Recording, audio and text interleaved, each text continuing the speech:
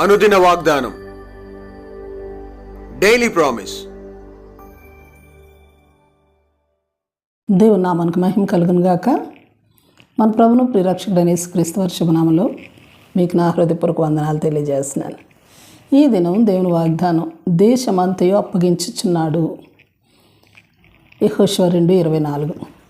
మరియు వారు ఆ దేశమంతయు యెహోవా మన చేతికి అప్పగించుచున్నాడని యెహోషువతో అనిరి. Praise lord.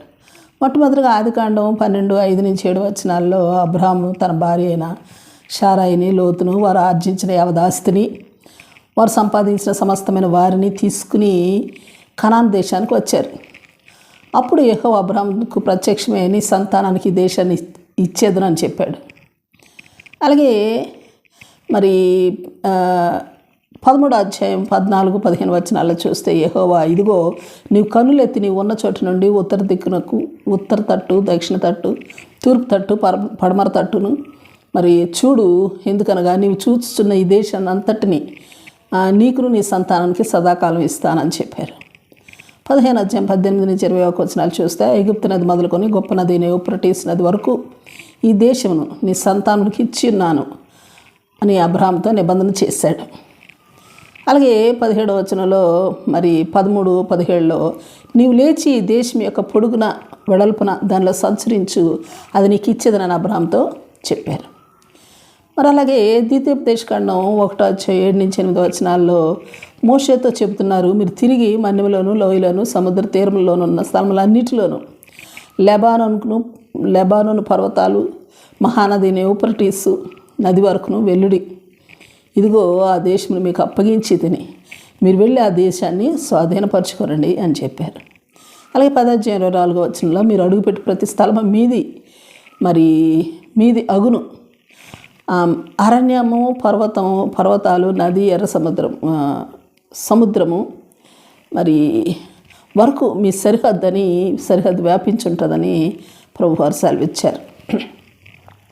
ఇవే సంగతులను మరో కోణంలో చూస్తే సంఖ్యాకాండం 13:30లో మరి మోషే కాలంలో ఖరాను వేగు చూడటానికి వెళ్ళిన యెహోషువ కాలేబులు చెబుతున్నారు, మనం నిశ్చయముగా వెళ్ళదము, దాన్ని స్వాధీనపరచుకుందాము, దాన్ని జయించటకు మనకు శక్తి చాలునా అని చెప్పారు.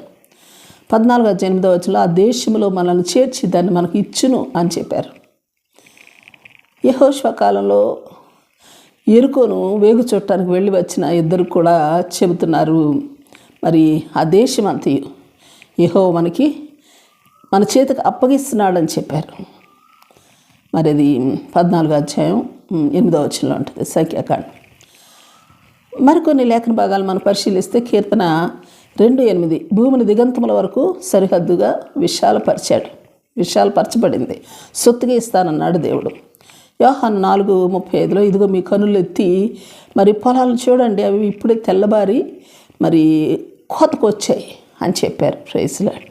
మత్తయి 9:37లో కోత విస్తారమే అని అంటున్నారు ప్రభు. Praise lord.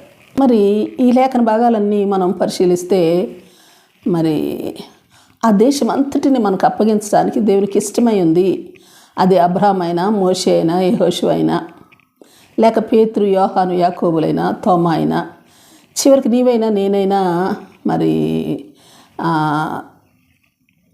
మనం అడుగుపెట్టిన లేకపోతే మనం వాటిలో సంచరించిన, వాటిని మన కనులతో చూచిన ఆ దేశం అంతటిని, ఆ దేశంలో మన్యమైన, పర్వత ప్రాంతమైన, మరి లోయ ప్రాంతమైన, నదీ ప్రాంతమైన, సముద్ర ప్రాంతాలైన, పంట పొలాలైన మరి మనం స్వాధీనం చేసుకోవడానికి సిద్ధంగా ఉంటే అది మనది.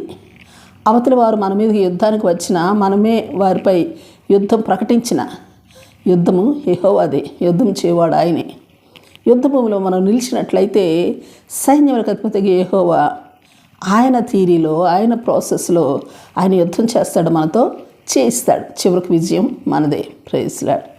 మన కనుల పైకెత్తి చూసినదంతటిని, మనం సంచరించినదంతటిని, మనం అడుగుపెట్టిన దానిని, లేక మనం ఆయన హృదయాన్ని ఎరిగి నమ్మిన దానిని ఆయన తప్పక మనకు అప్పగించడానికి సిద్ధంగా ఉన్నాడు. ఆయన యుద్ధరంగంలో నిలిచి స్వాధీనపరచుకోవటానికి మరి నీవు నేను సిద్ధంగా ఉన్నామా అన్నదే ప్రశ్న. మరి పరిశీలించుకోవాల్సిన విషయం కూడా. ప్రార్థన చేసుకుందాం. ప్రేమ నమ్మకం కలిగిన మా పరలోకపు తండ్రి, నీ పరిశుద్ధ నామానికి స్తుతులు, స్తోత్రాలు. దేవా, కాలం మారినా మనుషులు మారినా నువ్వు మాత్రం మారని దేవుడవు. నిన్న నేడు రేపు ఏకరీతిగా ఉండేవాడు, ఏకరీతిగా స్పందించే దేవుడు.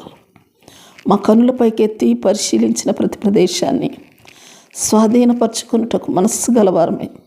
మేము అడుగుపెట్టు ప్రతి ప్రదేశాన్ని చెరపట్టి నీ రాజ్యంలో చేర్చగలిగే యుద్ధ నైపుణ్యతను, అట్టి భారాన్ని మాకు దయచేయమని ప్రార్థిస్తూ యేసు నామములో అడిగి వేడుకొచ్చున్నాం తండ్రి. ఆమేన్. Praise Lord. రేపు మరొక వాగ్దానంతో మనం కలుసుకుందాం. ప్రతిరోజు ఉదయం 6 గంటలకు ఈ కార్యక్రమాన్ని వీక్షించగలరు. తిరిగి మళ్ళా రేపు ఉదయం కలుసుకుందాం. దేవుడు మిమ్మల్ని దీవించును గాక.